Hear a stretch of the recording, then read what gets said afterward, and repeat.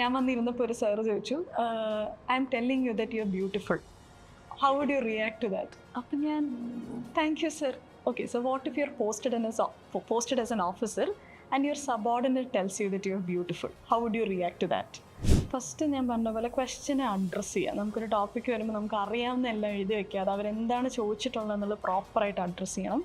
And എല്ലാവർക്കും മനസ്സിലാവുന്ന points, ഏതൊരു ജനറലിസ്റ്റിനും വായിച്ചാൽ മനസ്സിലാവുന്ന points would be the first 2-3 points. കാരണം ആ ഒരു ഷോർട്ട് പീരീഡിൽ നമുക്കൊന്നും അത്ര ഇമ്പ്രൂവ്മെൻറ്റ്സ് വരുത്താൻ പറ്റില്ല. കാരണം ചില സാധനങ്ങൾ ഫൗണ്ടേഷൻ ആൻഡ് ഫണ്ടമെൻ്റലാണ്. അതിൽ നമുക്കൊരു ഡ്രാസ്റ്റിക് ചേഞ്ചിൻ്റെ 1 or 2 years ബുദ്ധിമുട്ടായിരിക്കും. കാരണം ഈ ക്രിയേറ്റീവ് റൈറ്റിംഗ് അറിയാവുന്നവർക്ക് അത് കുഞ്ഞിലെ ഡെവലപ്പ് ചെയ്തൊരു സാധനമാണ്. പിന്നെ പത്രവും ബുക്സുകളും മാത്രമേ ഉള്ളൂ അവിടെ. ഫോൺ ചെയ്യാൻ ആഴ്ച ഒരിക്കൽ വീട്ടിലൊന്ന് വിളിക്കാം. ടി വിയും ആഴ്ച ഒരിക്കൽ മാത്രമേ കാണാൻ പറ്റും. പിന്നെ മനുഷ്യന് എന്തെങ്കിലും ചെയ്യണ്ടേ? അപ്പോൾ പൊതുവേ ഒരു പണ്ടത്തെ ഒരു സ്റ്റീരിയോ ടൈപ്പ് ആണല്ലോ, ബ്യൂട്ടി വിത്ത് ബ്രെയിൻസ് എന്നൊരു കോൺസെപ്റ്റ് കേട്ടിട്ടില്ലേ? സ്ത്രീകളാണെങ്കിൽ ഒന്നെങ്കിൽ ബ്യൂട്ടി മാത്രമേ ഉണ്ടാകത്തുള്ളൂ, ബ്രെയിൻ ഉണ്ടാകത്തില്ല. അപ്പോൾ ആ ഒരു സാധനത്തിനെ അഡ്രസ്സ് ചെയ്ത് വന്ന ക്വസ്റ്റ്യൻസ് ആണെന്ന് എനിക്ക് തോന്നുന്നുണ്ട്. എന്നുവെച്ചാൽ നമ്മളെ ഒന്ന് കാണാൻ കൊള്ളാമെന്നൊക്കെ പുകഴ്ത്തുമ്പോഴത്തേക്കും നമ്മൾ ഫ്ലാറ്ററായി വീഴുവോ, അങ്ങനെയൊക്കെ ആ ഒരു വിമൻ ഇൻ അഡ്മിനിസ്ട്രേഷൻ ആസ്പെക്ട് പല എല്ലാവരും ബോർഡ് മെമ്പേഴ്സ് പല രീതിയിൽ പ്ലേസ് ചെയ്തായിട്ട് എനിക്ക് തോന്നിയിട്ടുണ്ട്. ഇന്ന് ലീഡ് IASന്റെ സക്സസ് പോഡിയത്തിൽ എന്നോട് കൂടെയുള്ളത് റീനു അന്ന മാത്യു ആണ്. ഈ വർഷത്തെ സിവിൽ സർവീസ് പരീക്ഷയിൽ 81ാം റാങ്ക് കരസ്ഥമാക്കിയ മിടുക്കി. നമ്മുടെ ലീഡ് IASൽ നമ്മുടെ മെയിൻ സ്കില്ലർ ആൻസർ റൈറ്റിങ്ങിൻ്റെ പ്രോഗ്രാം ആയിരുന്നു. എല്ലാ ഡെയിലി ആൻസർ റൈറ്റിംഗ് സെഷനിലും നമ്മുടെ ക്യാമ്പസിൽ വന്ന് പങ്കെടുത്ത ഒരാൾ. റീനുവിൻ്റെ വിജയത്തിൽ എനിക്കൊരു അഭിമാനമുണ്ട്. റീനുവിൻ്റെ ഒരു സ്റ്റോറി റീനു തന്നെ പറയും. ഒന്ന് ഇൻട്രൊഡ്യൂസ് ചെയ്തിട്ട് നമുക്ക് തുടങ്ങാൻ നോക്കാം. ഓക്കെ, ഞാൻ റീനു അന്ന മാത്യു. ഞാൻ കൊല്ലം പത്തനാപുരത്തു നിന്നാണ് വരുന്നത്. അപ്പോൾ UPSC സ്റ്റോറി എന്ന് പറയുമ്പോൾ ഞാൻ കോളേജിൽ വെച്ച് സ്റ്റാർട്ട് ചെയ്തു. കോളേജിൽ ഫസ്റ്റ് ഇയർ തുടങ്ങുമ്പോഴേ നമ്മൾ ഡൽഹിയിലാണ് ഞാൻ പഠിച്ചത്. അപ്പോൾ ഡൽഹിയിലൊരു പ്രോപ്പർ ഒരു കോച്ചിങ് അറ്റ്മോസ്ഫിയറും ആൻഡ് കോളേജിലെ കുറേ അലൂമിനൈസും സിവിൽ സർവൻസ് ആയിട്ടുണ്ടായിരുന്നു. അപ്പോൾ അവരിടയ്ക്കിടയ്ക്ക് വന്ന് ടോക്കൊക്കെ തരുമായിരുന്നു. അപ്പോൾ കോളേജ് ഫസ്റ്റ് ഇയർ തൊട്ടേ ഒരു പ്രിപ്പറേഷൻ ഫേസിലോട്ട് പോയിട്ടുണ്ടായിരുന്നു. അങ്ങനെ ഇൻറ്റൻസ് പ്രിപ്പറേഷൻ അല്ലെങ്കിലും എല്ലാ ദിവസവും പത്രം വായിക്കും ആൻഡ് കുറേ വീഡിയോസൊക്കെ കാണുമായിരുന്നു. ആൻഡ് കോളേജ് ലാസ്റ്റ് ഇയറാണ് കോവിഡ് വന്നത്. അങ്ങനെ പിന്നെ കോവിഡ് അടിച്ച് വീട്ടിൽ വന്നു. ആൻഡ് വീട്ടിലൊരു വർഷം ഇരുന്ന് പ്രിപ്പയർ ചെയ്തിട്ട് ശരിയായില്ല. പിന്നെ ആ പ്രിപ്പറേഷൻ പ്രിലിംസ് റെഡി ആയില്ല. പിന്നെ അത് കഴിഞ്ഞ് പിന്നെ ട്രിവാൻഡ്രത്തോട്ട് ഫുള്ളി മൂവ് ഇൻ ചെയ്തു.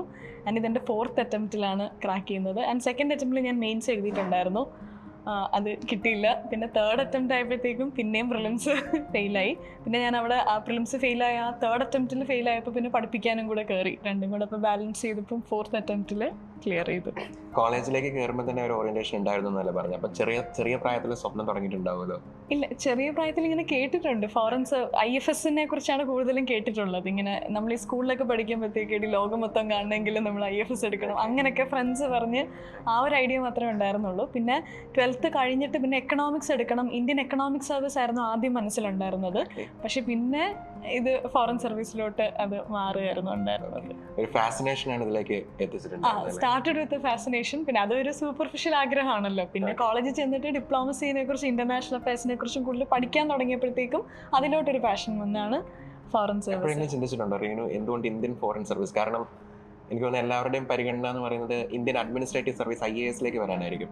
അപ്പം IFS പിന്നെ പഠിച്ചു തുടങ്ങി കഴിഞ്ഞപ്പം എനിക്ക് കൂടുതലായിട്ട് ഇതിൽ കോൺട്രിബ്യൂട്ട് ചെയ്യാൻ പറ്റും IASനേക്കാളും എന്ന് തോന്നിയിട്ടുണ്ടോ? ഡെഫിനറ്റ്ലി. എനിക്കെന്തോ IAS എനിക്ക് പറ്റുന്ന ഒരു കാര്യമായിട്ട് ഒരിക്കലും ഞാനിങ്ങനെ പെർസീവ് ചെയ്തിട്ടില്ല. പക്ഷേ if I would have got in the service definitely taken it. പക്ഷേ IFSനോടായിരുന്നു അന്ന് മുതലേ താല്പര്യം. പിന്നെ ആ സബ്ജക്റ്റിനോടും ഉള്ള താല്പര്യമായിരിക്കാം ചിലപ്പോൾ ഫോറിൻ സർവീസിലോട്ടൊരു ഓറിയൻറ്റേഷൻ. ഓക്കെ, അപ്പം ഈ കോളേജിൽ തന്നെ ഓറിയന്റേഷൻ തുടങ്ങി ഒരു ഏകദേശം ഒരു പ്രിപ്പറേഷനൊക്കെ സ്റ്റാർട്ട് ചെയ്തു എന്ന് പറഞ്ഞു. Then if I ask you why it took so long? പിന്നെ ഞാൻ പറയുന്നത് ഇതൊരു വളരെ അൺപ്രഡിക്റ്റബിൾ ആയിട്ടുള്ള ഒരു എക്സാമാണ്. ഇപ്പോൾ എൻ്റെ 2nd അറ്റംപ്റ്റിൽ ഞാൻ മെയിൻസ് കൊടുത്തു, എൻ്റെ 4th അറ്റംപ്റ്റിൽ ഞാൻ മെയിൻസ് കൊടുത്തു. എനിക്കങ്ങനെ ഒരു ഭയങ്കര ഡ്രാസ്റ്റിക് ചേഞ്ച് ഒന്നും തോന്നുന്നില്ല. ഇപ്പം മാർക്ക് ഷീറ്റ് വരുമ്പോൾ നമുക്ക് ക്ലിയർ ആയിട്ട് പറയാൻ പറ്റും. പക്ഷേ അവിടെ എന്തൊക്കെയോ കുറേ സാഹചര്യങ്ങളും കുറേ ഫാക്ടേഴ്സും അലൈൻ ചെയ്ത് വന്നു എന്നേ പറയാൻ പറ്റുള്ളൂ. അപ്പോൾ ഞാൻ എപ്പോഴും അതൊരു ദൈവാനുഗ്രഹം എന്ന് തന്നെ പറയാൻ ആഗ്രഹിക്കുന്നുള്ളൂ. 4 years it's because of the unpredictability of the exam. നമ്മൾ തന്നെ ഇപ്പം ഈ സർക്കിളിൽ നിൽക്കുന്നതുകൊണ്ട് തന്നെ എന്നെപ്പോലെ ഒരുപാട് പേര് ഞാൻ പഠിച്ച പോലെ പഠിച്ചിട്ടുണ്ട്, പഠിച്ച പോലെ പരീക്ഷ എഴുതിയിട്ടുണ്ട്. പക്ഷേ കുറേ വേരിയബിൾസ് ഉള്ള ഒരു പരീക്ഷയാണിത്. ആ എക്സാമിനർ ആ സമയം വാല്യൂ ചെയ്യുമ്പോൾ അദ്ദേഹത്തിൻ്റെ മൂഡ് മാറ്റർ ചെയ്യും. ഇൻ്റർവ്യൂവിന് ചെല്ലുമ്പോൾ ഇൻ്റർവ്യൂവറിൻ്റെ മൂഡ്, നമ്മുടെ മൂഡ്, കുറേ കാര്യങ്ങൾ മാറ്റർ ചെയ്യുന്ന ഒരു എക്സാം ആയതുകൊണ്ട് തന്നെ അതിൻ്റെതായ പ്രശ്നങ്ങൾ. ഓക്കെ, എനിക്കൊന്ന് രണ്ടാമത്തെ അറ്റംപ്റ്റ് കഴിഞ്ഞിട്ട് ഒരു പരാജയം കഴിഞ്ഞിട്ടാണ് റീനു ഇങ്ങോട്ട് വരുന്നത്. അതെ അതെ. അപ്പം ലീഡ് IAS എങ്ങനെയായിരുന്നു, ഇവിടെ വന്നിട്ട് എന്തെല്ലാം പ്രോഗ്രാംസ് ആയിരുന്നു ചെയ്തിട്ടുണ്ടായിരുന്നത്, എങ്ങനെ ഹെൽപ്പ് ചെയ്തിട്ടുണ്ടായിരുന്നു? ഞാൻ ഈ തേർഡ് അറ്റംപ്റ്റിൽ പ്രിലിംസ് ഫെയിൽ ആയപ്പം ഇനി ഇത് നിർത്താം എന്ന് ഉറപ്പിച്ച ആളാണ്. അപ്പോൾ പിന്നെ ഞാനൊരു PhD ചെയ്ത് അങ്ങനെ പോകാമെന്നാണ് വിചാരിച്ചത്. അപ്പോൾ ആ ഒരു ടെമ്പററി ഫേസിൽ ഇവിടെ സസ്റ്റെയിൻ ചെയ്യാൻ പൈസ വേണം, അപ്പോൾ ജോലിക്ക് കയറണം. അപ്പോൾ അങ്ങനെ ഞാൻ ലീഡിൻ്റെ മറ്റേ ഇരിങ്ങാലക്കുട ക്രൈസ്റ്റ് യൂണിവേഴ്സിറ്റിയിൽ പഠിപ്പിക്കാൻ പോയിട്ടുണ്ട്, ഞാൻ ബാംഗ്ലൂരിലും പഠിപ്പിക്കാൻ പോയിട്ടുണ്ട്, ഞാൻ KSൻ്റെ പ്രോഗ്രാമിനും വന്നിട്ടുണ്ട്.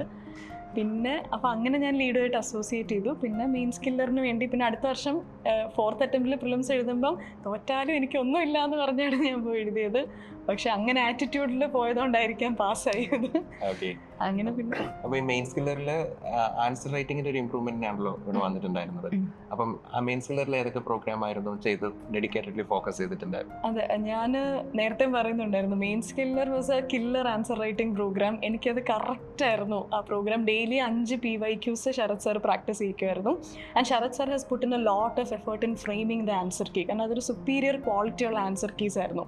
ഞാനും ആൽബിനും ഡെയിലി ഇവിടെ എഴുതാൻ വരുമ്പോൾ ഞങ്ങൾ പറയും ഇന്ന് ശരത് സാറിൻ്റെ ആൻസർ കീനേക്കാളും നല്ല ആൻസർ എഴുതണം എന്നുള്ള ഒരു ആറ്റിറ്റ്യൂഡിലായിരുന്നു വരുന്നത്. പക്ഷെ ഒരിക്കലും അത് നടന്നിട്ടില്ല. സാറിൻ്റെ ആൻസർ കീ ആയിരുന്നു എപ്പോഴും നല്ലത്. ആൻഡ് ഓൾസോ വീക്കെൻഡിൽ നടക്കുന്ന എക്സാമിനാണെങ്കിലും ആ ഒരു കണ്ടന്റും ആൻസർ കീയുടെ ക്വാളിറ്റി ഒരുപാട് പറയണം. അങ്ങനെ ഒരു AI ജനറേറ്റഡോ ChatGPT ആൻസേഴ്സ് അല്ല, അത് കാണുമ്പോഴേ അറിയാം. സാർ ഒരുപാട് മണിക്കൂറുകളിട്ട് ഉണ്ടാക്കിയ ആൻസർ കീയാണ്. ശരത് സാറിന് ഒരുപാട് താങ്ക് യു ഉണ്ട് അതിൽ. ഓക്കെ, ഇപ്പോൾ ChatGPT കാര്യം കയറി വന്നതുകൊണ്ട് ചോദിക്കുന്നതാണ്. എനിക്ക് തോന്നുന്നു ChatGPT വന്നതിന് ശേഷമുള്ള ആദ്യത്തെ UPSC റിസൾട്ടാണ്. അപ്പം എനിക്കിത് ഭയങ്കര ഈഗറാണ്, കാരണം ആളുകൾ എങ്ങനെ AI ഉപയോഗിക്കുന്നു, വളരെ സ്മാർട്ട് ആവുന്നു എന്നുള്ളത്. ഇങ്ങനെ ChatGPTയും AI ഒക്കെ ഉപയോഗിച്ചിട്ട് തന്നെയാണ് പഠിച്ചത്. ChatGPT ഇൻ്റർവ്യൂവിന് ഞാൻ ഡാഫിൽ ഒരു ടോപ്പിക് ഇട്ട് കൊടുത്തപ്പോൾ സ്വിമ്മിങ് എൻ്റെ ഹോബി ആയിരുന്നു. അപ്പോൾ സ്വിമ്മിങ് റിലേറ്റഡ് ഒരു 50 ക്വസ്റ്റ്യൻസ് തരാൻ പറഞ്ഞാൽ അവർ സുഖമായിട്ട് തരും. അപ്പോൾ ഇൻ്റർവ്യൂ ഗൈഡൻസിന് കുറേ കൂടി ഞാൻ AI-നെ റിലൈ ചെയ്തിട്ടുണ്ട്. പക്ഷെ മെയിൻസിനൊന്നും എനിക്ക് ChatGPT അത്ര റിലയബിൾ ആയിട്ട് ഇതുവരെ തോന്നിയിട്ടില്ല. ഇപ്പം റിഫൈൻഡ് വേർഷൻസ് വരുന്നുണ്ടായിരിക്കും. തിയറീസ് കുറച്ചുകൂടെ, ഇപ്പോൾ സോഷ്യോളജി ഞാൻ ഓപ്ഷൻ എടുത്തപ്പം ഒരു തിയറി ക്വസ്റ്റ്യൻ്റെ ആൻസറൊക്കെ നന്നായിട്ട് പറയും. പക്ഷെ ഒരു മെയിൻസ് ആൻസർ ഒരു നല്ല പ്രിപ്പയർഡ് ഒരു ആസ്പിറൻ്റ് എഴുതുന്ന ഒരു ആൻസർ ChatGPTക്ക് റീക്രിയേറ്റ് ചെയ്യാൻ കഴിയുന്നില്ലെന്നാണ് ഇതുവരെ ഉള്ള എൻ്റെ അണ്ടർസ്റ്റാൻഡിങ്. ഇനി അതിൻ്റെ റിഫൈൻമെൻറ്റ് വന്നോ എന്നുള്ളത് ചെക്ക് ചെയ്യണം. ഞാൻ എഴുതുന്ന സമയത്ത് എന്തായാലും ChatGPT answers nothing comparable to ഒരു നല്ല ആസ്പിറൻ്റ് എഴുതുന്ന ആൻസർ. ഓക്കെ, ഈ പരീക്ഷ അൺപ്രഡിക്റ്റബിൾ ആണ് എന്നുള്ളൊരു കാര്യം ഓൾറെഡി റീനു പറഞ്ഞു. ഇതിലെ ഒരു പ്രഡിക്റ്റബിലിറ്റിയുടെ ഒരു സ്റ്റാറ്റസ് പ്രോബബിലിറ്റി നോക്കി കഴിഞ്ഞു കഴിഞ്ഞാൽ ഈ 3 സ്റ്റേജിൽ ഏറ്റവും കൂടുതൽ പ്രഡിക്റ്റബിൾ എന്ന് റീനു തോന്നുന്നത് ഏത് സ്റ്റേജാണ്? ഇൻ്റർവ്യൂ സ്റ്റേജ് ആയിരിക്കും. ഇൻ്റർവ്യൂ സ്റ്റേജാണ് ഞാൻ പ്രഡിക്റ്റബിൾ എന്ന് പറയുന്നത്. പ്രിലിംസ് ആണ് ഏറ്റവും അൺപ്രഡിക്റ്റബിൾ ആയിട്ട്. 100 ക്വസ്റ്റ്യൻസിൽ നമുക്ക് 20 അറിഞ്ഞാൽ തന്നെ ഭാഗ്യം. ബാക്കി 80 ഒക്കെ നമ്മൾ അപ്പോഴത്തെ ഒരു ലോജിക്കും കോമൺ സെൻസും ഒക്കെ അപ്ലൈ ചെയ്യും. ആൻഡ് മെയിൻസിലോട്ട് വരുമ്പോഴും there is a certain level of unpredictability not in the questions. പക്ഷേ ഇവാലുവേഷൻ പ്രോസസ്സിൽ ഇപ്പോൾ ഒരേ ആൻസർ 2022 എഴുതിയാലും 2023 എഴുതിയാലും ഒരേ മാർക്ക് കിട്ടണമെന്ന് നിർബന്ധമില്ല. പക്ഷേ ഇൻ്റർവ്യൂ വരുമ്പോൾ കുറേയും കൂടി നമ്മുടെ ഏരിയാസിൽ നിന്ന് ക്വസ്റ്റ്യൻസ് പിക്ക് ചെയ്യാറുണ്ട്. എൻ്റെ വരുമ്പം പിന്നെയും ഇൻ്റർവ്യൂ അങ്ങനെ എക്കണോമിക്സ് ഒന്നും എന്നോടൊന്നും ചോദിച്ചില്ല. പക്ഷെ എന്നാലും എനിക്ക് ഇൻ്റർവ്യൂ കുറച്ചും കൂടി ഒരു പ്രഡിക്റ്റബിൾ സ്റ്റേജ് ആയിട്ട് തോന്നുന്നുണ്ട്. ഓക്കെ, അപ്പം പ്രിലിംസ് ആണല്ലോ ഏറ്റവും അൺപ്രഡിക്റ്റബിൾ. അതെ, തീർച്ചയായിട്ടും. അതിനെ എങ്ങനെ തോപ്പിച്ചു? പ്രിലിംസ് 2 തവണ പ്രിലിംസ് കയറി. അതെ, 2 തവണ. ഞാൻ ഏറ്റവും കൂടുതൽ പ്രിലിംസിന് പ്രിപ്പയർ ചെയ്തത് എൻ്റെ തേർഡ് അറ്റംപ്റ്റിലാണ്. ഞങ്ങൾ രാവിലെ ഒരു 4 മണി തൊട്ട് വൈകിട്ടൊരു 7 മണി വരെ പഠിക്കുമായിരുന്നു. ആ സമയത്ത് കണ്ടിന്യൂസ് ഇരുന്ന് കുറേ ക്വസ്റ്റ്യൻ പേപ്പേഴ്സ് വർക്കൗട്ട് ചെയ്തു, കുറേ കണ്ടൻറ്റ് ചെയ്തു. പക്ഷേ ആ പ്രിലിംസാണ് ഞാൻ ദയനീയമായി പരാജയപ്പെട്ട പ്രിലിംസ്. ഏറ്റവും ലോവസ്റ്റ് സ്കോറും ആ പ്രിലിംസിനായിരുന്നു. അപ്പോൾ എനിക്ക് തോന്നുന്നു എനിക്ക് ഇപ്പോൾ പ്രിലിംസ് പാസ്സാവാൻ എന്നെ ഹെൽപ്പ് ചെയ്ത കാര്യം ടെൻഷൻ ഇല്ലാതെ എനിക്ക് എൻ്റെ 4th അറ്റംപ്റ്റ് കൊടുക്കാൻ പറ്റി എന്നുള്ളതാണ്. കാരണം എനിക്കിത് വേണ്ടാന്ന് പറഞ്ഞ് ഞാൻ നിർത്തിപ്പോയെടുത്തുനിന്ന് ചുമ്മാ പോയി എഴുതിയതാണ്. 1 മന്ത് പ്രിപ്പയർ ചെയ്ത് ചുമ്മാ പോയി എഴുതിയ പ്രിലിംസാണ്. അപ്പോൾ ആ ഒരു ടെൻഷൻ ഇല്ലാതെ എന്തും വരട്ടെ എന്നൊരു ആറ്റിറ്റ്യൂഡിൽ ഫെയിലിയർ ഫേസ് ചെയ്യാൻ പേടിയില്ലാതെ പോയപ്പോഴാണ് ഞാൻ പ്രിലിംസ് പാസ്സായത്. ഈ പ്രിലിംസിൽ എങ്ങനെയാണ് ഒരു അറ്റംപ്റ്റിന്റെ എണ്ണം ഒരുപാട് അറ്റംപ്റ്റ് ചെയ്യുന്ന ആളാണോ, ആക്യുറസിയിൽ പ്രാധാന്യം കൊടുക്കുന്ന ആളാണോ? ഞാൻ depends on the difficulty level of the paper. ഇപ്പോൾ ഈ 4th അറ്റംപ്റ്റിൽ കൊടുത്ത പേപ്പർ റിലേറ്റീവ്ലി ഈസി ആയിരുന്നു. അപ്പോൾ പേപ്പർ കണ്ടപ്പോഴേ എനിക്കറിയായിരുന്നു എല്ലാവരും നല്ല രീതിയിൽ അറ്റംപ്റ്റ് ചെയ്യുന്നു. അപ്പം ഐ മെയ്ഡ് ഇറ്റ് 100 അറ്റംപ്റ്റ്. പക്ഷേ തേർഡ്, അതായത് 2023 എഴുതിയ പ്രിലിംസ് പേപ്പർ വളരെ ഡിഫിക്കൽട്ടായിരുന്നു. അപ്പോൾ അവിടെ ചുമ്മാ കറക്കി കുത്തിയിട്ട് കാര്യമില്ല മനസ്സിലായിട്ട് ഞാൻ 90s അറ്റംപ്റ്റ് ചുരുക്കി. അപ്പം ആ പേപ്പറിൻ്റെ ഒരു നേച്ചർ വെച്ചിട്ടാണ് ഞാൻ അറ്റംപ്റ്റ് ഡിസൈഡ് ചെയ്യുന്നത്. അതെ, ഓക്കെ. ഞാനൊരു ചോദ്യം ചോദിച്ചിരിക്കുന്നത് വെച്ച് കഴിഞ്ഞാൽ UPSCയുടെ ചെയർമാൻ ആണെന്നായിരിക്കും. ഓക്കെ, വളരെ അൺപ്രഡിക്റ്റബിൾ ആയ ഒരു എക്സാം ആണല്ലോ പ്രിലിംസ്. അങ്ങനെയാണെന്നുണ്ടെങ്കിൽ റീനു ആണ് UPSCയുടെ ചെയർമാൻ എന്നുണ്ടെങ്കിൽ പ്രിലിംസിൽ എന്ത് മാറ്റം കൊണ്ട്?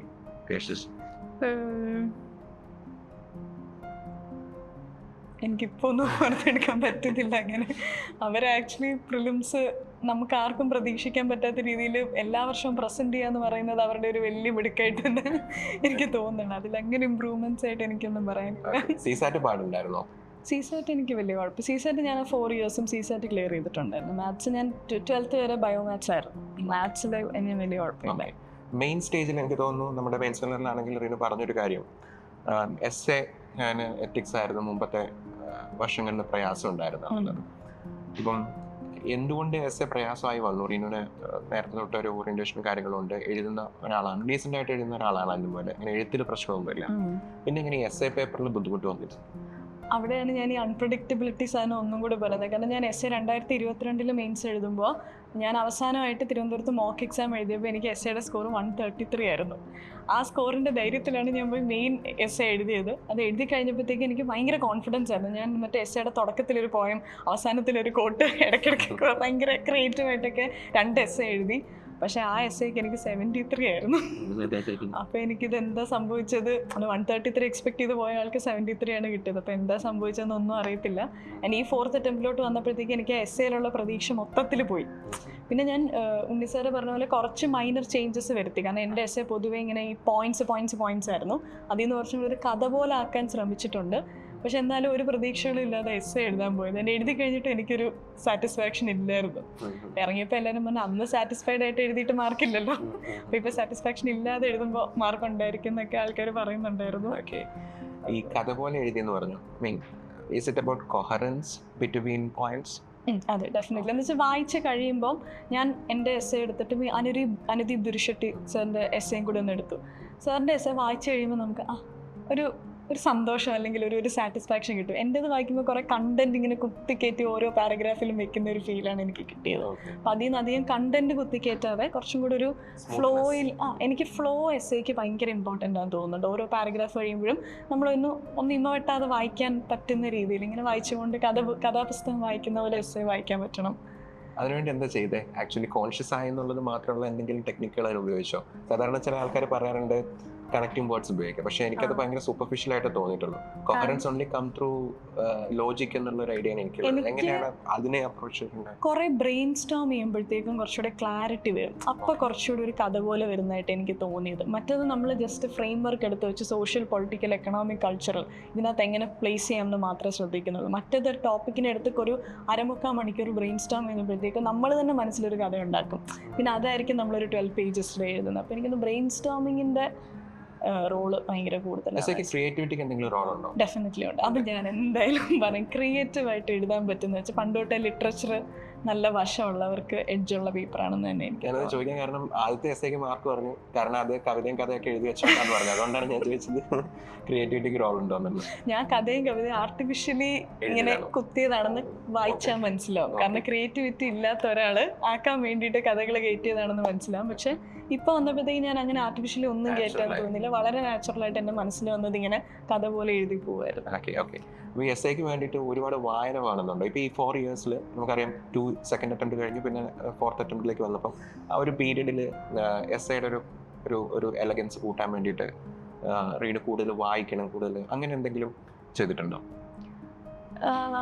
കാരണം ആ ഒരു ഷോർട്ട് പീരീഡിൽ നമുക്കൊന്നും അത്ര ഇമ്പ്രൂവ്മെൻറ്റ്സ് വരുത്താൻ പറ്റില്ല. കാരണം ചില സാധനങ്ങൾ ഫൗണ്ടേഷണൽ ആൻഡ് ഫണ്ടമെൻ്റലാണ്. അതിൽ നമുക്കൊരു ഡ്രാസ്റ്റിക് ചേഞ്ചിന് 1 or 2 ഇയേഴ്സ് ബുദ്ധിമുട്ടായിരിക്കും. കാരണം ഈ ക്രിയേറ്റീവ് റൈറ്റിംഗ് അറിയാവുന്നവർക്ക് അത് കുഞ്ഞിലെ ഡെവലപ്പ് ചെയ്തൊരു സാധനമാണ്.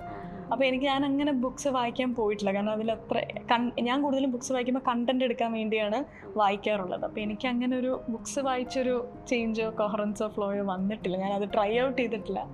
ചിലപ്പോൾ എനിക്കെന്തോ എസ്സേ എപ്പോഴും ആ ഒരു കുഞ്ഞിലേ മുതലേ ഉള്ള ഈ ബാക്കി പേപ്പറുകളൊന്നും ഞാൻ ആ കുഞ്ഞിലേ തൊട്ടേ പഠിക്കണം എന്ന് പറയത്തില്ല. പക്ഷേ എസ്സേ അല്ലെങ്കിൽ ആ ഒരു ക്രിയേറ്റീവ് റൈറ്റിംഗ് ചെറുപ്പം നാളിൽ മുതലേ പ്രാക്ടീസ് ചെയ്താൽ നല്ലതായിരിക്കും. GS-ന്റെ ആൻസർ റൈറ്റിംഗിലേക്ക് വരാം. അപ്പോൾ എന്തായിരുന്നു മാറ്റം വരുത്തിയിട്ടുണ്ടായിരുന്നത്? GS-ന്റെ നമ്പർ ഓഫ് പോയിന്റ്സ് കൂട്ടി. മറ്റത് പിന്നെ വേറെ പ്രശ്നം എനിക്ക് ഉണ്ടായിരുന്നതെന്ന് പറഞ്ഞു കഴിഞ്ഞാൽ ഇപ്പോൾ ഒരു ടോപ്പിക്ക് വന്നാൽ അതിനെക്കുറിച്ച് അറിയാവുന്ന എല്ലാം ഞാൻ എഴുതി വെക്കുമായിരുന്നു.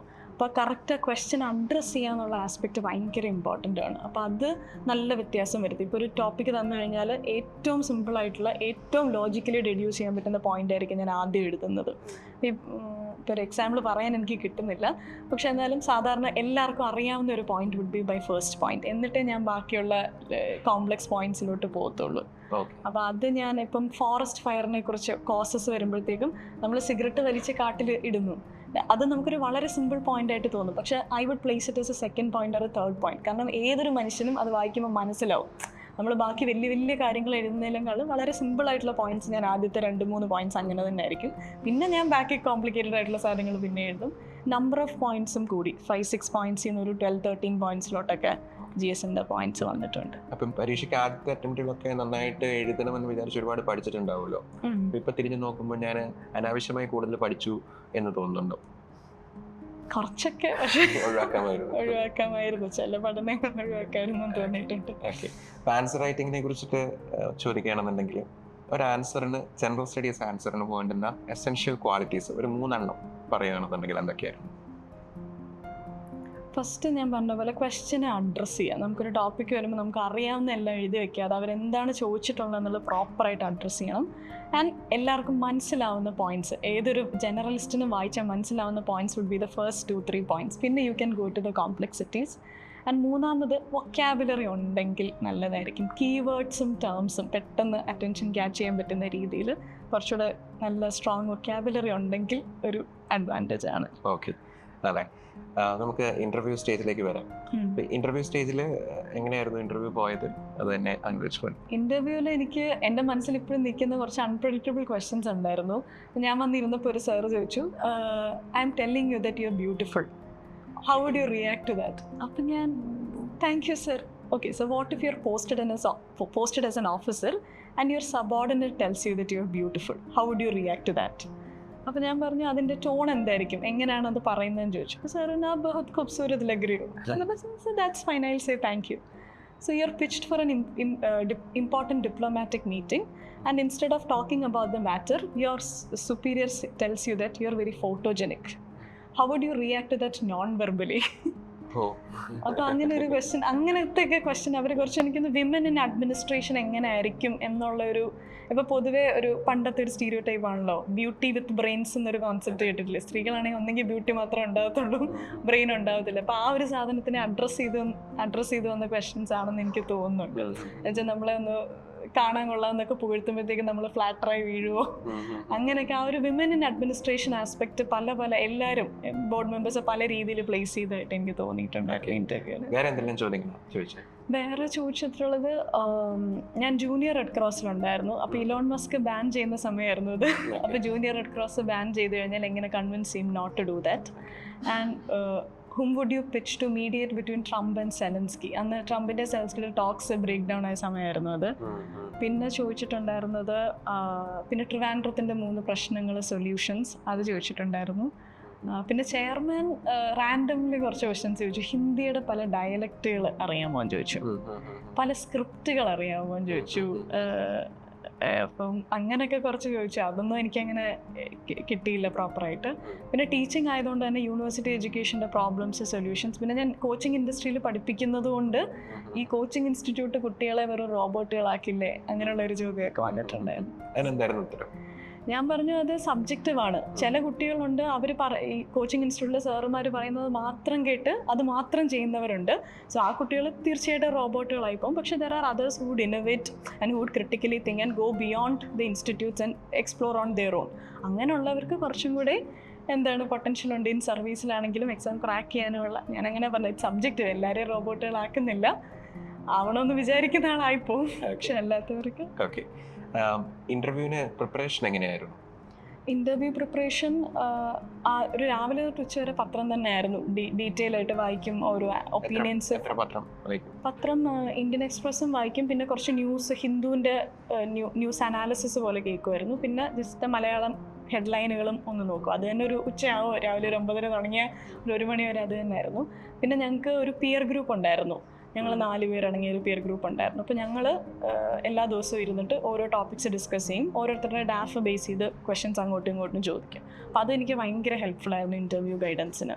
ഞങ്ങൾ 4 പേർ എല്ലാ ദിവസവും ഇരിക്കുകയും ചെയ്യും, എല്ലാ ഇഷ്യൂസ് ഡിസ്കസ് ചെയ്യും. ഓരോരുത്തരുടെ ഡാഫിലെ അപ്പോൾ അത് ഭയങ്കര ബെനിഫിഷ്യലായിരുന്നു. പിന്നെ അൻഡ്രൂപ് സാറിൻ്റെ കൂടെ നമ്മൾ 1-to-1 ജിതിൻ സാർ ഉണ്ടായിരുന്നു, ഇൻ്റർവ്യൂവിന് ഷിനാസ് സാർ ഉണ്ടായിരുന്നു.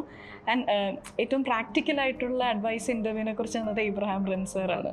സാറാണ് പറഞ്ഞത് നിങ്ങളുടെ കണ്ടൻറ്റിനേക്കാളും how much you can entertain the board, അല്ലെങ്കിൽ ആ ബോർഡിനെ എത്രമാത്രം നിങ്ങൾക്കൊന്ന് കൂളാക്കി വിടാൻ പറ്റും, that matters a lot. And സാറും ഈ എംപത്തിയുടെ ഫാക്ടറായിരുന്നു ഏറ്റവും കൂടുതൽ പറയുന്നത്. നമ്മൾ എന്ത് ചോദ്യം വന്നാലും അതിൽ പീപ്പിൾ ആയിരിക്കണം നമ്മുടെ മനസ്സിലുണ്ടാകുന്നത്. ഫാമർ സൂയിസൈഡിനെ ചോദിക്കുമ്പോഴത്തേക്കും ഫാമേഴ്സിനോടുള്ള കൺസേൺ ആയിരിക്കണം നമ്മുടെ മനസ്സിലാദ്യം വരുന്നത്. സോ അങ്ങനെ ഒരു പെർസ്പെക്റ്റീവ് ഇബ്രാഹിം റിൻ സാറായിരുന്നു കൂടുതൽ. എന്താണ് നമുക്കിനി എക്സാം സ്ട്രാറ്റജി അല്ലെങ്കിൽ ലേണിംഗ് ടെക്നിക്സിലേക്ക് വരാം. ഞാൻ ഏറ്റവും ക്യൂരിയസ് ആയിരിക്കുന്ന ഒരു സംഭവം അതുകൂടെയാണ്. ഒന്ന് നോട്ട് മേക്കിംഗ്. എത്രമാത്രം നോട്ട് ഉണ്ടാക്കുമായിരുന്നു പ്രിലിംസിനും മെയിൻസിനും?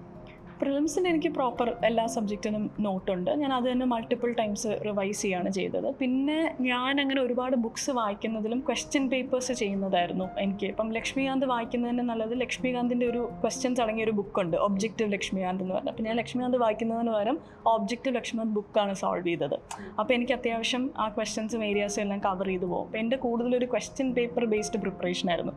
പ്രിലിംസിന് ഇപ്പോൾ ഒരു സബ്ജക്റ്റ് എടുത്തു കഴിഞ്ഞാൽ ഏൻഷ്യൻ്റ് ഇന്ത്യ എടുത്തു കഴിഞ്ഞാൽ ഏൻഷ്യൻ്റ് ഇന്ത്യയുടെ ഒരു 1000 ചോദ്യം ചെയ്യും.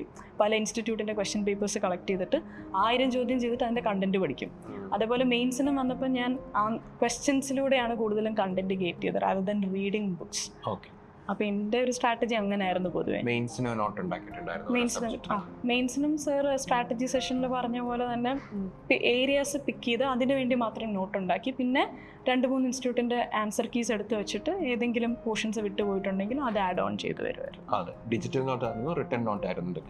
മെയിൻസിൻ്റെ ഡിജിറ്റൽ ആയിരുന്നു, പ്രിലിംസിൻ്റെ റിട്ടൺ നോട്ട്സ് ആണ്. ഈ പ്രിലിംസിന്റെ ഒരു ഓവർ പീരീഡ് ഓഫ് ടൈം ഉണ്ടാക്കിയ 1 year. പ്രിലിംസിന്റെ നോട്ട് 1 year എഴുതിയ നോട്ടാണ്. അപ്പൊ അതിന്റെ ടോപ്പിക്കുകൾ പിക്ക് ചെയ്തിട്ട് ഇന്റർനെറ്റിൽ സെർച്ച് ചെയ്യും, അതോ ബുക്കുകളിൽ നിന്നുള്ള സമ്മറിയാണ് ഈ പ്രിലിംസിന്റെ നോട്ട്? എൻ്റെ പ്രിലിംസിന്റെ നോട്ട് കൂടുതലും ലെക്ചർ നോട്ടുകൾ തന്നെ, ലെക്ചർ നോട്ട്സ് ആണ് കൂടുതൽ. ഈ ലെക്ചർ നോട്ട്സിലോട്ട് ഞാൻ ക്വസ്റ്റ്യൻസ് വരുമ്പോൾ ആഡ് ഓൺ ചെയ്യും. MCQ വായിക്കും, അതിൽ ഒരു പുതിയ കണ്ടന്റ് ഉണ്ടെന്നുണ്ടെങ്കിൽ അത് ഇതിലേക്ക് എൻ്റെ ലെക്ചർ നോട്ടിലോട്ട് ആഡ് ചെയ്ത് പോകുമായിരുന്നു. ഞാൻ അങ്ങനെയാണ് ചെയ്തത്. കൂടുതലും ഞാൻ ബുക്സ് അധികം വായിച്ചിട്ടില്ല പ്രിലിംസിന് വേണ്ടിയിട്ട്. ലെക്ചേഴ്സ് കേൾക്കും, അത് കഴിഞ്ഞ് മാക്സിമം 1000 ക്വസ്റ്റ്യൻ പെർ ടോപ്പിക്, അതായിരുന്നു പെർ സബ്ജക്റ്റ്. പോളിറ്റി, ഹിസ്റ്ററിയിൽ 1000 ക്വസ്റ്റ്യൻസ് അങ്ങനെ തന്നെ ചെയ്തു പോകുമായിരുന്നു. ഈ പറയുന്ന ഈ റൈറ്റിംഗ് വളരെ ഇമ്പോർട്ടൻ്റ് ആണെന്ന് പറഞ്ഞല്ലോ. ഈ റൈറ്റിംഗ് ഇംപ്രൂവ് ചെയ്യാൻ വേണ്ടിയിട്ട് എന്തെങ്കിലും ഡെഡിക്കേറ്റഡ്ലി വൊക്കാബുലറി വൊക്കാബുലറി ബിൽഡ് ചെയ്യാൻ വേണ്ടിയിട്ടൊരു എക്സ്ട്രാ എഫേർട്ട് ഇട്ടിട്ടുണ്ടോ? എക്സ്ട്രാ ഇടേണ്ടി വന്നിട്ടില്ല. എനിക്കത് വളരെ ഇപ്പോൾ ഈ നമ്മൾ എഡിറ്റോറിയൽസ് വായിക്കുമ്പോഴാണെങ്കിലും അതൊരു വായനയുടെ ഔട്ട്പുട്ടായിട്ടാണ് എനിക്ക് ഫീൽ ചെയ്തിട്ടുള്ളത്. അപ്പോൾ ഡെയിലി പത്രം വായിക്കുന്നത് be more than enough to build that vocabulary.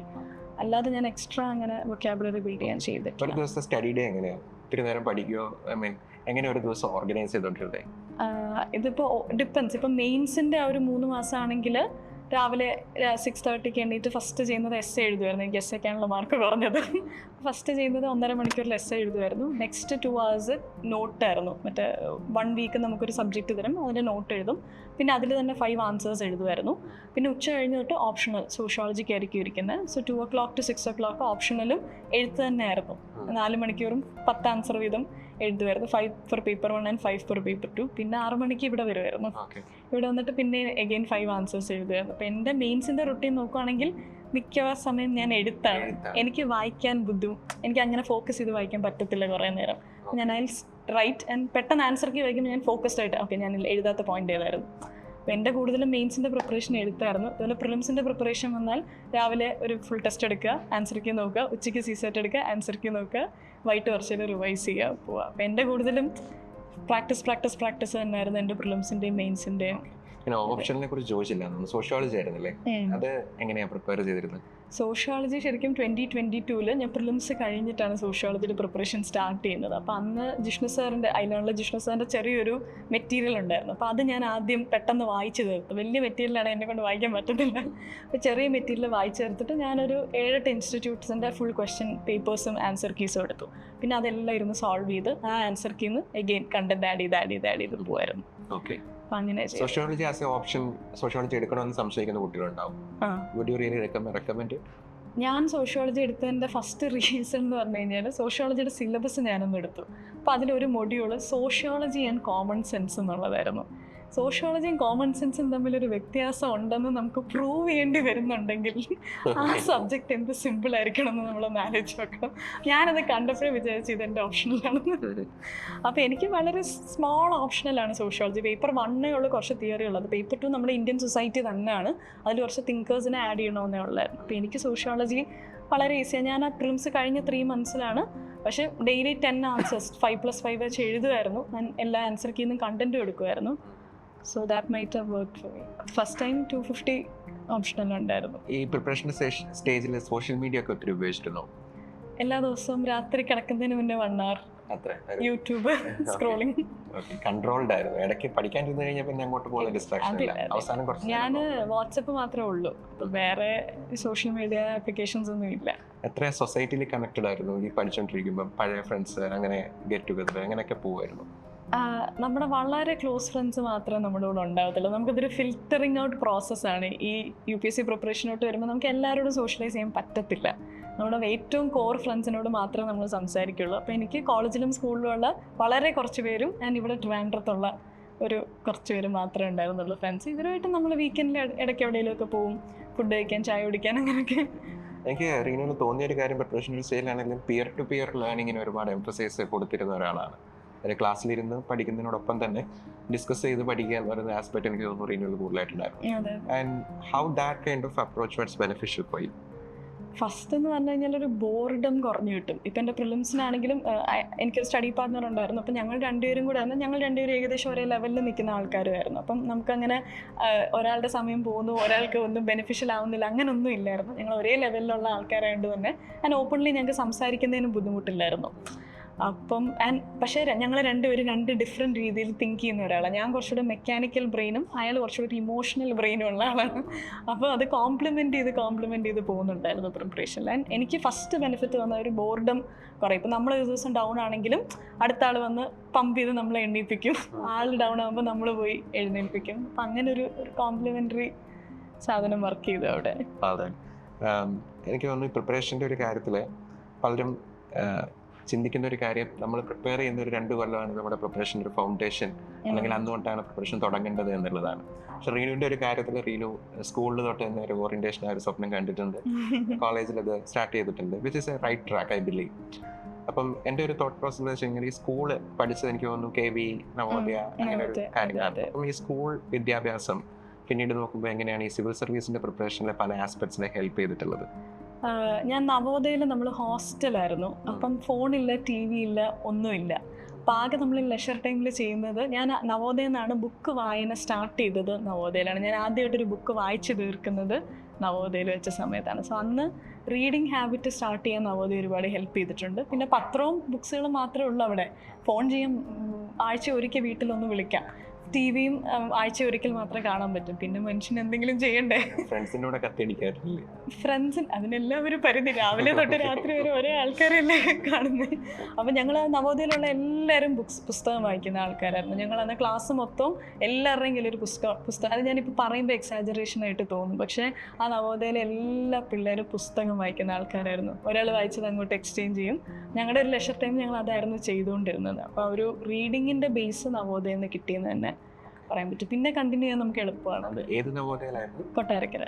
Okay, എനിക്കൊന്ന് നവോദയ റെസിഡൻഷ്യൽ ആണല്ലോ അല്ലേ? അപ്പൊ വീട്ടിൽ നിന്ന് മാറി നിന്നിട്ടാണ് ചെറുപ്പം തൊട്ട്, അത് കഴിഞ്ഞിട്ട് ഡൽഹിയിലേക്ക് പോവുകയും ചെയ്തു. വീട്ടിൽ കാര്യമായിട്ട് നിന്നിട്ടില്ല. അപ്പൊ അത് എങ്ങനെയായിരുന്നു ഹോസ്റ്റൽ ലൈഫ്? ഞാൻ 2 വർഷം എന്നിട്ട് ലാറ്ററൽ എൻട്രി ആയിട്ട് നവോദയയിൽ കയറാൻ പറ്റുമല്ലോ. അപ്പൊ ഞാൻ 9th and 10th മാത്രമേ നവോദയയിൽ നിന്നിട്ടുള്ളൂ. പിന്നെ ബാക്കി എല്ലാ വർഷവും വീട്ടിൽ തന്നെ ആയിരുന്നു. പിന്നെ ഈ ഡൽഹിയിലേക്ക് പോകുന്ന ഒരു ക്രൂഷ്യൽ ഡിസിഷനാണ്. ഞാനും റീനുവിന്റെ ഒരു സീനിയറാണ്. ഞാനും +2 കഴിഞ്ഞിട്ട് ഡൽഹിയിലേക്ക് എടുത്ത് ചാടിയ ഒരാളാണ്. അപ്പൊ ഞാൻ ഡൽഹിയിലേക്ക് പോയപ്പം പലരും അത്ഭുതത്തോടെ ചോദിച്ചിട്ടുണ്ട്, എന്താ ഇവിടെ കോളേജുകളൊന്നും ഇല്ലേ എന്നുള്ള ചോദിച്ചിട്ടുണ്ട്. അത് എക്സ്പീരിയൻസ് ചെയ്തിട്ടുണ്ടാവും. And why did you decide that you must go to Delhi? അതിന് 2 റീസൺ ഉണ്ട്. ഒന്ന്, കേരളത്തിൽ അഡ്മിഷൻ കിട്ടിയില്ല എന്നുള്ളതാണ്. കാരണം ഞാൻ CBSE പഠിച്ച 94% ആയിരുന്നു. ആ 94 കൊണ്ട് ഇവിടുത്തെ നല്ല കോളേജുകളൊന്നും ചെല്ലാൻ പറ്റത്തില്ല. ഞാൻ മാറിവാനിയേഴ്സിൽ അപ്ലൈ ചെയ്തപ്പോൾ എനിക്ക് 432 ആയിരുന്നു റാങ്ക്. അപ്പോൾ അവിടെ അന്ന് 1200 വാങ്ങിക്കുന്ന ഒരുപാട് സ്റ്റുഡൻസ് ഉണ്ട്. അവരോടൊന്നും നമുക്ക് കോമ്പീറ്റ് ചെയ്യാൻ പറ്റിയില്ല. അപ്പോൾ അന്ന് കേരളത്തിലെ കോളേജുകളൊന്നും കിട്ടില്ല, നല്ല കോളേജസിലൊന്നും കിട്ടില്ല എന്നുള്ളതുണ്ടായിരുന്നു. പിന്നെ അപ്പോഴത്തേക്ക് പിന്നെ ഡൽഹി ഉണ്ടായിരുന്നുള്ള ഓപ്ഷൻ. അവിടെ പിന്നെ മാർക്കിനേക്കാളും അവിടെ ഇൻ്റർവ്യൂവും എൻട്രൻസും ഒക്കെ ഉണ്ടായിരുന്നു. അപ്പോൾ ദാറ്റ് വുഡ് വൺ റീസൺ. പിന്നെ ഞാൻ എക്കണോമിക്സ് എടുക്കണമെന്ന് വിചാരിച്ചപ്പോൾ നമ്മൾ അന്നും യൂട്യൂബൊക്കെ ഉണ്ടല്ലോ, ബെസ്റ്റ് കോളേജസ് ഫോർ എക്കണോമിക്സ് എന്നൊക്കെ ഗൂഗിൾ ചെയ്ത് കുറേ പഠിച്ചപ്പോൾ സെയിൻറ്റ് സ്റ്റീഫൻസ് കോളേജ് കണ്ടു. അപ്പോൾ അപ്പോഴൊരാഗ്രഹം തോന്നി, അങ്ങനെ പോയി. പിന്നെ college life means entirely different atmosphere. അപ്പോൾ അതെങ്ങനെയാണ് നമ്മളെ ഗ്രൂം ചെയ്യാൻ വേണ്ടിയിട്ട് ഹെൽപ്പ് ചെയ്തിട്ടുള്ളത്? സ്റ്റീഫൻസ് ആയതുകൊണ്ട് എനിക്ക് അതിൻ്റെ ബാക്ക്ഗ്രൗണ്ട് അറിയാവുന്നതുകൊണ്ട് പറയണം, ഒരുപാട് ആക്ടിവിറ്റീസ് നടക്കുന്ന ഒരു കോളേജാണ്.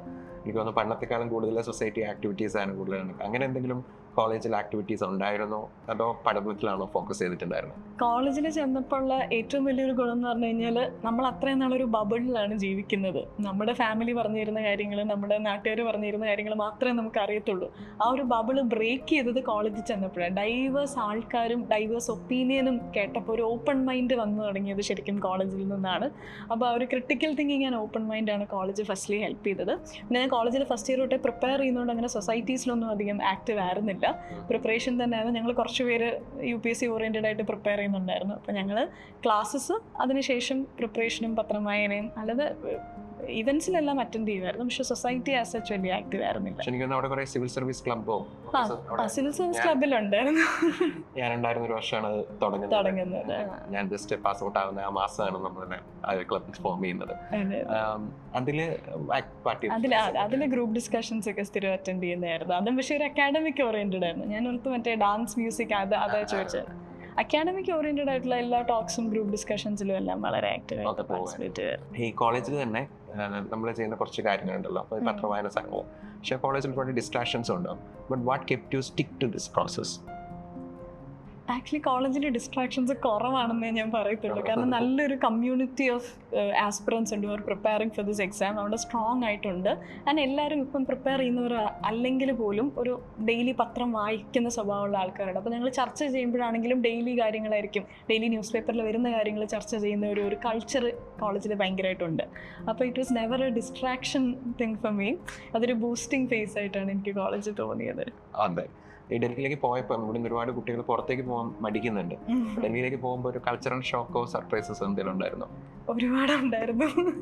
എനിക്ക് തോന്നുന്നു ഫസ്റ്റ് ഞാൻ ഞാൻ PGയിലാണ് നിന്നത്. അപ്പോൾ രാത്രി ഇങ്ങനെ പുറത്തോട്ടൊക്കെ ഇറങ്ങിയപ്പോഴത്തേക്കും ഗേൾസ് രാത്രി ഒരു 12 മണി ആ സമയത്തൊക്കെ പുറത്ത് ആക്റ്റീവായിട്ട് നിൽപ്പുണ്ട്. അപ്പോൾ അതെനിക്ക് അത്ഭുതം. കേരളത്തിലൊന്നത് 6 മണി കഴിഞ്ഞാൽ അല്ലെങ്കിൽ 8 മണി കഴിഞ്ഞാൽ നമുക്ക് കാണാൻ പറ്റില്ലെന്ന്. അങ്ങനെ ഈ സിറ്റിയിലല്ല, അല്ലാതെ ഞാൻ വരുന്ന സ്ഥലത്തു നിന്നൊക്കെ. അപ്പോൾ 12 മണി 1 മണിയൊക്കെ ഗേൾസ് നിൽപ്പുണ്ട്. ആൻഡ് അവർ സിഗരറ്റ് വലിക്കുന്നു. ചായ സുട്ട കൾച്ചർ ഭയങ്കര, ചായയും സിഗരറ്റും കൂടെ ഒരുമിച്ചിട്ട് ചായ സുട്ടയൊക്കെ കണ്ടപ്പോൾ ഞാൻ ഇങ്ങനെയൊക്കെയാണല്ലേ. അപ്പോൾ അങ്ങനെ കുറേ കൾച്ചറൽ ഷോക്ക് ഡെഫിനറ്റ്ലി ഉണ്ട്. ഡ്രസ്സിങ് സ്റ്റൈല് തൊട്ട് ആ ഒരു എല്ലാം ഭയങ്കര വ്യത്യാസമായിരുന്നു. PGക്ക് പോയിട്ടില്ലല്ലോ? ഇല്ല, ഡിസ്റ്റന്റ് ആയിട്ട് ചെയ്യുമായിരുന്നു. എന്തുകൊണ്ടാണ് PG പെർസ്യൂ ചെയ്യേണ്ടതെന്ന് വിചാരിച്ചു? പല കുട്ടികളും ഡിഗ്രിക്ക് ശേഷം PGയും കൂടി എടുത്തിട്ട് ഇതിലേക്ക് ഇറങ്ങാൻ വിചാരിക്കുന്നുണ്ട്. അപ്പം ഫസ്റ്റ് കോവിഡ് വന്ന് വീട്ടിൽ വന്നപ്പോൾ തന്നെ അങ്ങ് പ്രിപ്പറേഷൻ സ്റ്റാർട്ട് ചെയ്തു. പിന്നെ PGനെ കുറിച്ച് അധികം ആലോചിച്ചില്ല. പിന്നെ അങ്ങ് ഡിസ്റ്റന്റ് ആയിട്ട് എടുക്കാമെന്ന് ഓർത്തു. അങ്ങനെ ഒരു വെൽ തോട്ട് ഔട്ട് ഡിസിഷൻ ഒന്നും ആയിരുന്നില്ല. എന്തായാലും വീട്ടിൽ 5-6 മാസം വെറുതെ നിന്നു. അപ്പോൾ പിന്നെ അങ്ങനെ ഡയറക്ട്ലി പ്രിപ്പറേഷൻ സ്റ്റാർട്ട് ചെയ്തു.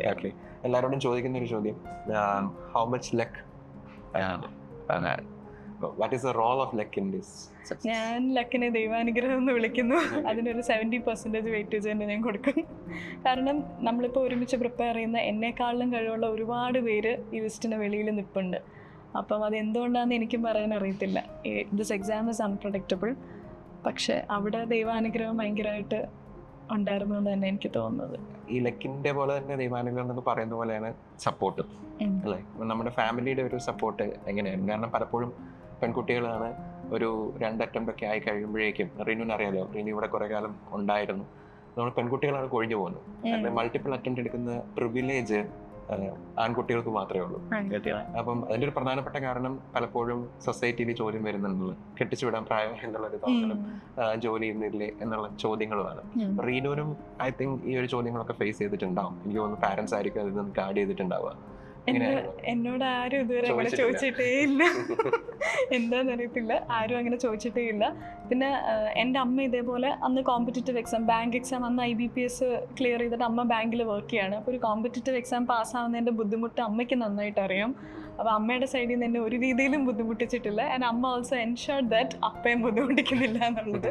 സോ പേരൻസിൻ്റെ സൈഡിൽ നിന്ന് നല്ല സപ്പോർട്ട് ഉണ്ടായിരുന്നു. എസ്പെഷ്യലി അമ്മയുടെ സൈഡിൽ നിന്ന് എല്ലാ അക്കാഡമിക് സാധനങ്ങളും അമ്മയോട് പറയാറുണ്ട് ഡെയിലി.